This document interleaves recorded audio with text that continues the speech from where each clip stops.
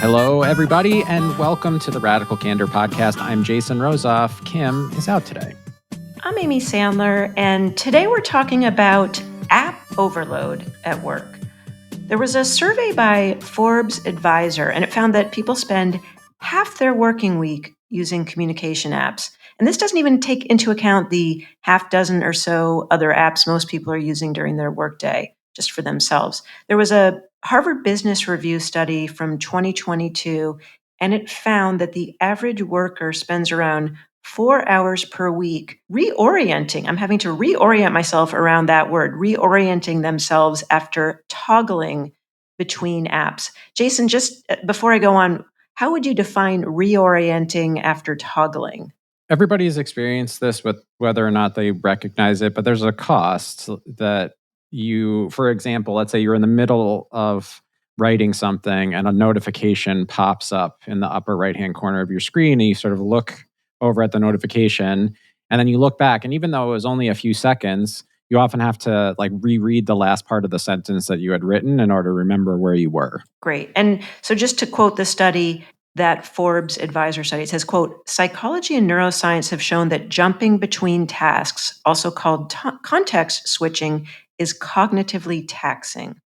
We find that even switching or toggling between two applications equates to context switching. Excessive toggling increases the brain's production of cortisol, which is the primary stress hormone, slows us down, and makes it harder to focus, end quote. So just to go back to some of those hours, if we're spending 20 hours a week communicating on apps and another 4 hours reorienting our brains after toggling, all of a sudden we've only got 16 hours a week to do actual work. And so, Jason, just to kick off this conversation, one of the things that you do that is unique, I think, in your role as CEO at Radical Candor, we also, as you know, call you the chief tinkerer. And given your background, you have a lot of direct experience with apps, with actually building apps, which I think gives you an interesting lens into the leadership part of, how do I even as a leader think about organizing communication apps?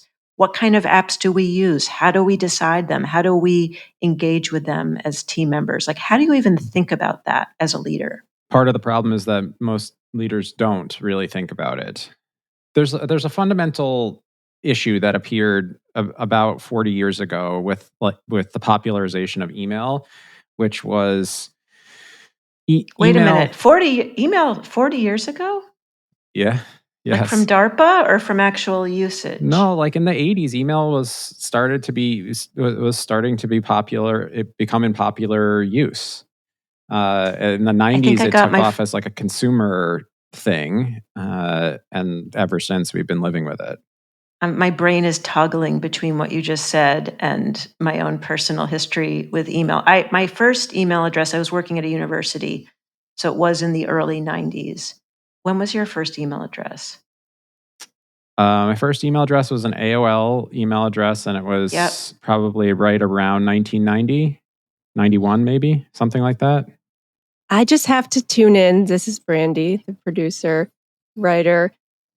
That's blowing my mind, Jason, because I graduated from high school in 1996 and I took typing on a typewriter. I don't think I had email until 1998. I don't even think I ever heard the word email until the late 90s. And I don't know if that's just I wasn't into computers or... Yeah, maybe. I think businesses were certainly using email in the early 90s already, as a primary means of internal communication. And AOL was very popular by the mid 90s, right? That was the primary way that people got online. I think you were caught up in the first wave of this, everybody must have an email address in 98. So that makes sense to me. I think a lot of people would probably have a similar timeline. Yeah. Well, I remember in business school, we got our email addresses. And I still remember that fondly. And so, I probably got my first one in the... Oh, you always remember your first email address, I guess. I think a lot of people probably do. Anyway, where I was going with this was one of the things that I want to show like a causal chain for why we don't really think about these things. So one of the things that happened with the advent of email is one of the primary roles of secretaries or administrative assistants was intra-company communication, right? They were the channels through which communication traveled. They also had other important jobs. So they often were helping with tasks like project management and other things that like the flow of work and making sure that people knew the right information at the right time, which requires context and some knowledge. And as email became popularized, the role of the administrative assistant shrunk in a lot of organizations. There were fewer and fewer of them because there was this perception that email could like kind of solve this problem, right? If we can just send each other, no, who needs an interdepartmental memo? We can just send each other an email. And so they started to eliminate these roles without really understanding the other types of things that people in these positions were actually doing in terms of helping to manage the flow of information inside the organization. And so what came about as a result was not only did interdepartmental memos shift into email, but so did project management, so did work management. It also shifted into email. And email is a terrible tool for work management. It is an awful, awful tool for work management. We've all received one of those threads that's like 300 pages long. And theoretically, embedded in there is the collective knowledge of what a project, the state of a particular project, and what people are working on. But getting that information out is very difficult. And people became very frustrated with this. They were like, oh my gosh, this is horrible. Like, we can't really manage a project over email. Well, I should say some people became frustrated with it. I think a lot of people just blithely continued on, and people were frustrated, but they were sort of making do with... And he just put at the top of the email, per my last email. Correct. Please read the complete chain. I remember a lot of those missives in my early... because like the first time I really used email for any sort of real like work management was in college. So like my group projects were managed over email. Anyway, I'll fast forward to today. So like basically each of these, like with each iteration, so we shifted work management and interdepartmental communication into email. Some people realized, hey, this is really inefficient. We need to add another tool. So then we added some project management tools, right? So things like Gantt charts, project trackers. Now, Gantt charts existed written before they became digitized. But like, how did we send those Gantt charts around? We emailed them to everybody. So email stayed pretty central for quite a long time until we started to get chat type of tools. So this allowed for like instantaneous intraday communication. And so going back, this is things like Skype was one of the very early tools that people used for this. There was obviously AOL had a messenger tool, MSN messenger tool. And then fast forward a little bit further and you start to see tools like Slack appear. And Slack, the intention behind Slack was actually to eliminate email. So if you go back to like the mission of the organization, like Slack's objective was to eliminate email. But instead, because people don't think critically about how work should happen and where communication about that work should be taking place, what happens in most organizations is you just have all of these apps and it's just really unclear where any particular piece of communication should go. And I think even in organizations that try to be intentional about it, because the apps themselves don't very clearly fit into a particular place in our communication hierarchy, it's very easy for there to be an explosion of different types of uses of each of these communication mediums.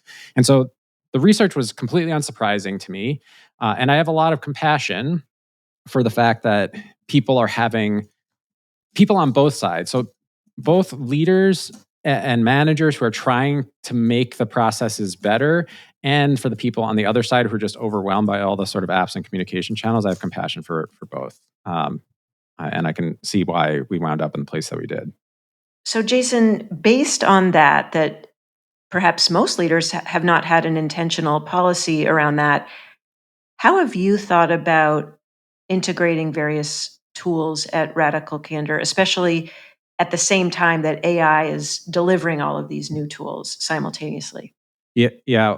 Well, what I'll say is the AI thing is new enough that I don't think we fully understand how that's gonna impact things. But the way that I tend to think about it is that email. I tend to think about this in terms of what types of communication has to happen where.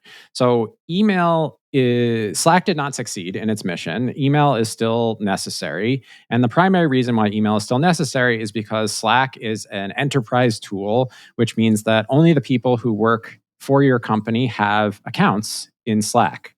And so if you're working with a client or a customer, it is not trivial, many of whom cannot use Slack and must use Microsoft Teams, which is the Microsoft competitor to Slack.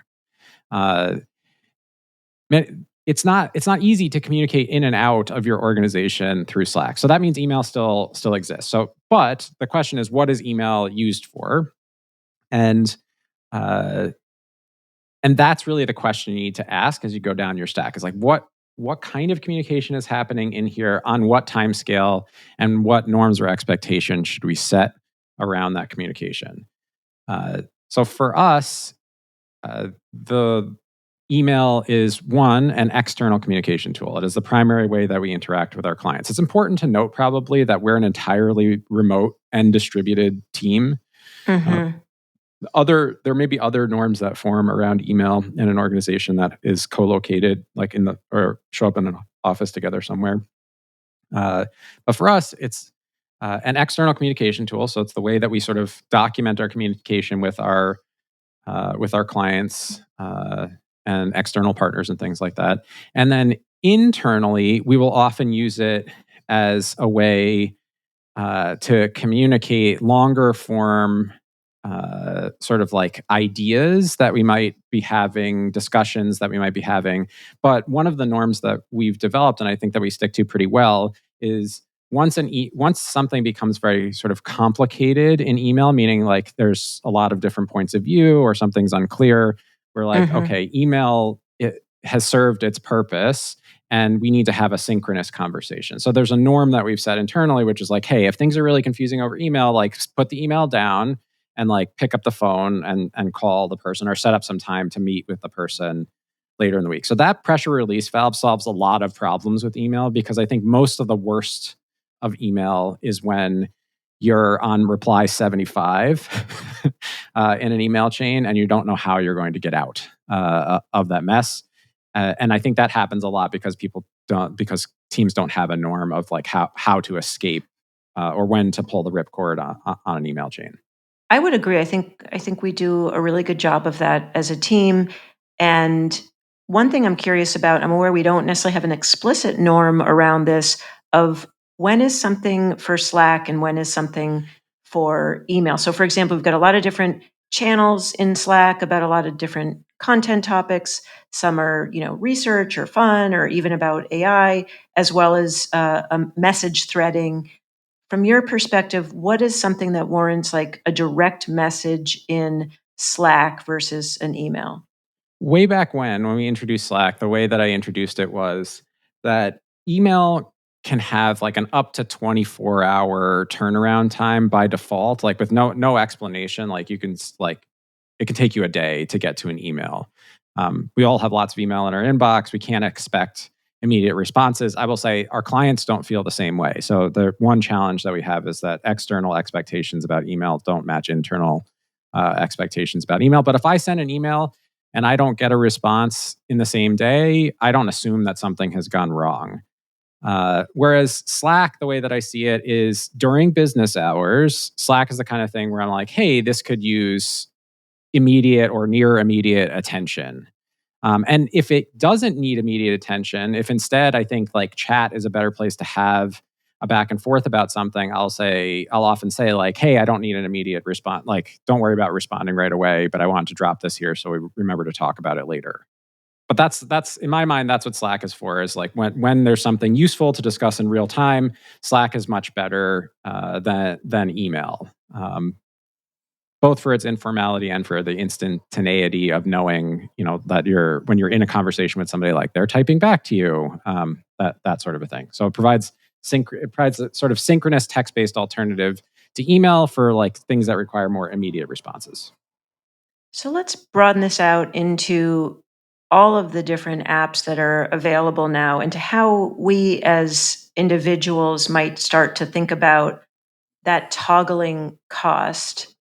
And Brandy, I wanted to bring in your perspective. If I'm not overstating, I think you said you have 25 apps that you use for work on a daily or weekly basis. Is that right?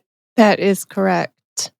Sorry, I just wanted to backtrack for a second about the communication preferences. I think it depends on the person. For like, I'd always rather receive a Slack than an email from anyone in the team. But I know when Amy and I first started working together like 12 years ago, my boss had said like, oh, we had Skype as an internal communication tool. She's like, oh, you should ping Amy and ask her this question. So I just Skyped Amy, didn't really know her. And she basically was like, can you send me an email? Like, I'm very busy, very important, and I don't have time to deal with this question right now.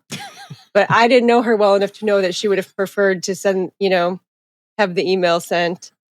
And that the pinging was very disruptive to her, because people would often be like, put your name and then question mark after it, and you'd have to stop what you were doing and see what they I think wanted. that was I think it was Amy question mark, and I was on a deadline, and so you're sort of waiting for the rest of the question. I think it's a great point, Brandy, which is really about understanding people's communication preferences. So in addition to email versus Slack, also understanding how people consume information and expectations around that. I think even around practicing radical candor, we've worked with some companies where they are predominantly asynchronous, they're all virtual, and they're really not organized to have a lot of real-time conversations. So how do we practice these real-time conversations in a culture that might not be organized that way? And so I think just one of the things we talk about in Radical Candor, which is exactly what you were saying in terms of our communication, would be, hey, if you have a question, like I would prefer to know what is the question, and then if it's something that requires an actual real-time conversation, like let's schedule a real-time conversation. But yes, I think the Amy question mark was very out of the blue, and I didn't know what that was about. Yes. And then we also had somebody else on the team that would just call out of the blue. So then I had to be like, hey, you can't do that, because that's very disruptive to me. Like, I'm in the middle of something and then you're calling to ask me a question.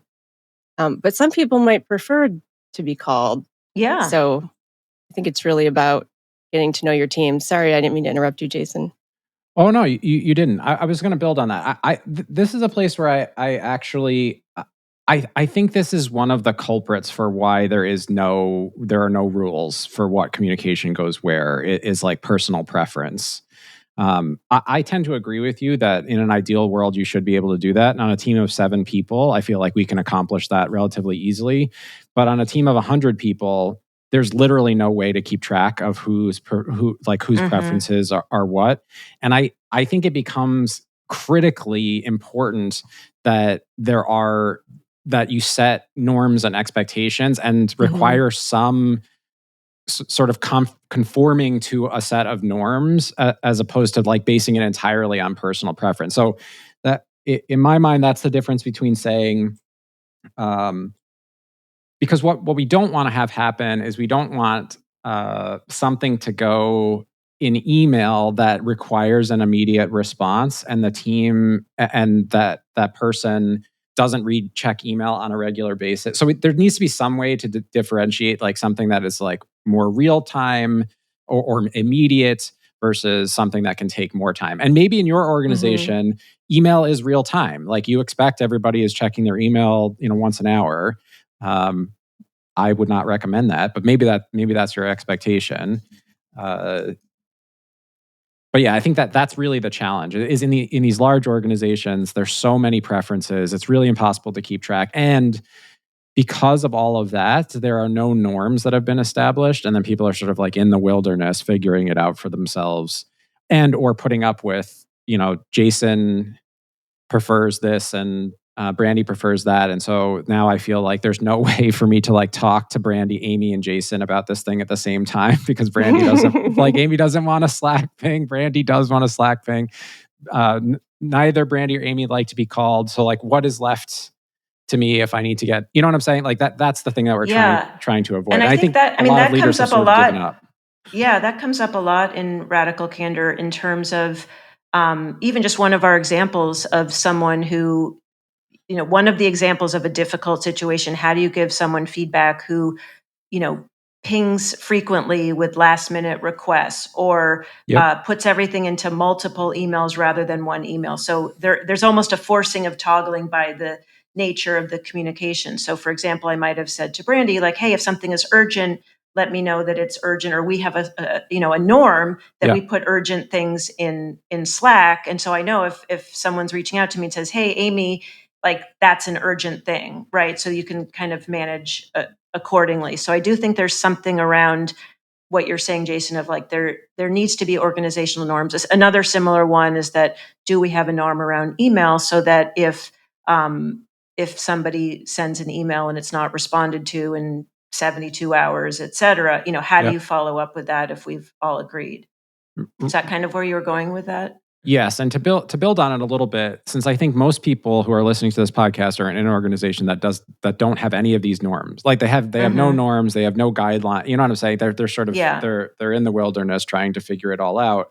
I think one thing that can be really helpful in that environment is to make your preferences and your guidelines very clear. So that can be done in at Khan Academy, for example. We had a process where we would spin up working teams, and part of like spinning up a working team was going through like how are we going to communicate as a team? Like what are our norms? So like we didn't rely on the whole organization to have an answer to like how we're going to do this. We allowed the teams to decide how they're going to do it, to communicate internally. So that's a concrete tip. And a really simple thing that a lot of people could do today is just talk to the team that they work with most frequently and say, hey, can we just establish some guidelines for how we want to use these various tools that we have? And I think as part of that process, understanding individual preferences is really helpful, because if it turns out there's lots of alignment that people would prefer to work in Slack versus email, well, then you can, you know what I'm saying? The answer to how we're going to use these tools is clearer. But if there's lots of disagreement, it gives you an opportunity to have a public debate or discussion about it, so that when you do arrive at a norm, it's clear to everybody how you got there, and hopefully that helps with buy-in. I think that's great. And just to really make explicit, what I think you're doing with these norms is making explicit the implicit. So some folks might think, oh, I'm putting it in a Slack, therefore it's urgent, therefore I'm expecting you to respond to me immediately. Correct. And the other folks just might not have that in their mind, that that's what that means. And I think that can cause a lot of, unnecessary friction, that if we just actually said up front, like, hey, this is what it means. I think just even that would be helpful. I mean, back in the day with email, we would have, sort of in brackets like FYI or please read or for action, or, so there was at least some like context of like, is this a burning fire or is this a, kick it down the road? And I think maybe with Slack or some of those immediate tools could also be helpful. Yeah, Amy, just to go back to my 25 apps, I find email to be the most stressful of all of them, even though it's been around the longest. And the Forbes Advisor State of the Workplace Communication, where they said 46% of respondents seeing messages ignored for periods of time said that led to stress. For years and years, my stress streams would be about bartending or waiting tables, because I did that for a long time, like not being able to get to the customers fast enough and like orders piling up and everything's going wrong. Now my stress streams are about emails, and they've been in the inbox forever and I can't respond and something's keeping me from responding. That is my new bartending dream, is emails. And I just marked an email read that I had marked unread for a year, like a couple days ago. Like, I'm just not going to deal with that email because it's just a year's been too long. And I think most of the other apps I use don't require me to communicate with people like in a immediate fashion like email does. I both sympathize and empathize with that feeling. And I think that the sad truth is like no amount of organizational or team norms is going to solve that problem. Because the only way for an organizational team norm to solve that problem is to say like no one can email anybody about anything. Because otherwise, like they're gonna build. You know what I'm saying? They're like the emails will build up, and I think this is like I want to make a broader societal point, and then bring it back to the specific, which is I think unlike writing a letter, which takes some time to consider and require, there's like a tax, like a time tax, both in terms of like you have to get the person's address and you have to think about what you want to write, and then you have to write the thing on the letter, and then you have to get a postage stamp, and then you have to put it in an envelope, and you have to mail the thing. You know what I'm saying? Like there are many barriers to writing a letter. There are almost no barriers to writing an email, and I feel like this is part of the reason why letter etiquette, by default, was better in most cases than email etiquette, because it was just harder to send. Like it was more difficult for the person to send. And now what's happening is that people send out these emails all the time that have an implied obligation of like on the other person to respond. And they don't consider at all the effort that it might require the other person to respond to their email. And I do believe that like human beings, because of our desire to like to be in community with one another and to like reciprocate, et cetera, like there's a desire for that exists in most people to behave in a pro-social way and to like respond to the messages that you are getting. And I think that expectation is just like upside down. It's completely broken, and it's upside down. And the way that I think about sending an email is like, oh, every time I send an email, it generates like a bunch of new little tasks for everybody who might be CC'd on that email. There's like reading and understanding the email. There's considering whether to reply to the email. There's writing the reply to the email. And then there's like work that might come out of the actual email itself, meaning maybe there's some additional task that unrelated to the email, but related to the topic or the content of the email that comes out of it. So I think about that before I shoot off an email, but I don't think that many other people do.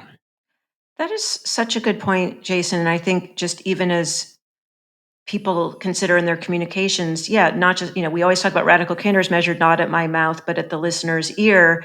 And so it's almost like thinking about the listener's eyes and energy and the actual resources. Brandy had brought in about how many apps that you use in your role, 25 apps, everything from, not just communication tools of Gmail or, Slack, but also things around analytics and the podcast and social.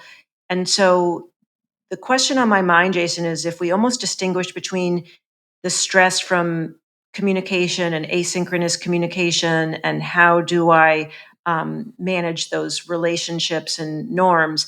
But then there's also this other piece of just so many different ways of working with various media, whether it's social, whether it's images, whether it's data and analytics. Like, how do you think about that? How have you just personally even managed that with all the tools that you use?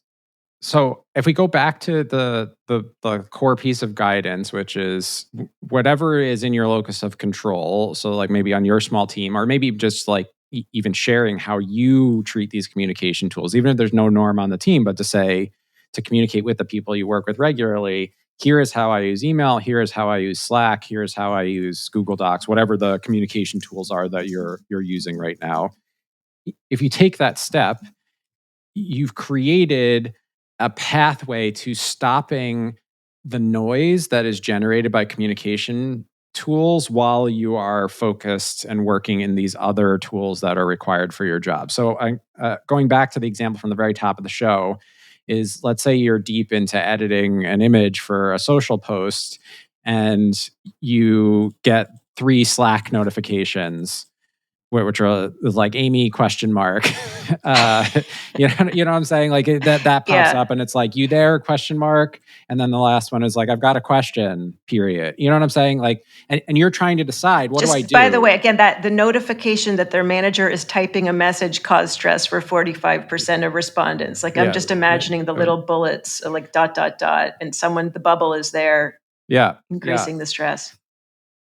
But by saying here's how we are going to use these tools, that allows you to do the second most important thing if you're dealing with overload, which is to manage notifications. And when I say manage, I mostly mean turn off notifications. Like, notifications for communication tools should not be on by default, even though they are.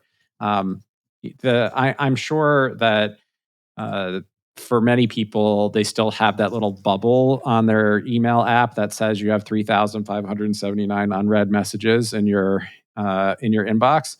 And even that, although it's not a notification, I think can cause anxiety and stress. The right way. How do can you get rid of that bubble? Oh yeah, you can. Really? Yeah, it's if you're using a Mac or an Apple device, I know how to do it. If you're using like an Android device or a Windows computer, this podcast is really sure. adding value if you can get rid of that bubble for me. But if you go into the notification settings app inside the notification section of the settings app in either your computer or your Apple device, in there under the specific app, you can say, I think they're called, I can't remember. There's like a couple of different options. Like, do you allow sounds? Do you allow banners? And do you allow notifications? And I think, and maybe one other thing, like unread notification, unread icon or something like that, in there is where you're going to turn that off. And the reason why it's so important to turn it off is because the cost of cognitively switching back and forth between even making the decision, should I answer this question right now, or should I wait until later to answer this question? Even that stops us from being in the flow of the work that we are doing. And if you have the norms established, you can say, hey, like, I will, I check Slack once an hour, and I check email twice a day. Right. And that's in accordance with our norms, or that's the way that I work, and that works best for me. And then it's really easy because you can just you can turn off all of those notifications, and you just put a little reminder in your calendar that says check email now or check Slack at the top of the hour. And for me, it's like, I because of my role, I have to be more proactive than that, meaning most of the time that I'm receiving communication, it is timely and or urgent. Or timely and important. Like both, it usually satisfies both of those. So when in my role, what I have to do is, when I really want to focus, is I have to block time on my calendar that says, like, this is focus time, and I won't be checking email or like looking at Slack during focus time. That is my approach. So for people who are and this applies to a lot of managers, right? Because it's tough if you're a manager and someone on your team is blocked on something that it actually is in your best interest, in their best interest, to stop what you're doing, help them get unblocked, and then start your task back up again. Jason, based on that, because I don't think we've had this exact conversation, I will put some things in Slack that are definitely not urgent, but might be more almost conversational, or this thing happened or that thing happened. So are there things that you would prefer that I do not put in Slack, or that I should say, hey, this is really time sensitive? Or what phrases or kind of content guidance would you give me as a direct report, given that you need some of that think time? It is very rare that people are unclear with me when there's something that urgently needs my attention. So I don't think there's any adjustment that you need to make to what you're doing. I think I feel like I use my judgment of when I see something, if it's sort of an FYI, if it's time sensitive, it's a task that I can come back to later, and whether or not I need to respond to it right away or not. And I think it's really on me. It's more like I should be soliciting feedback from you, which is, hey, do you feel like I'm using my judgment well in determining which of your messages need an immediate response? That I would say, like, in this case, the responsibility falls with me to make sure that I'm not missing something or responding too slowly to something that you feel like needs a quicker response. Gotcha. That's really helpful. And then just to go back to Brandy's situation, and for folks listening who, the team may be respectful, and even if you don't have explicit norms, you've figured out how people work together.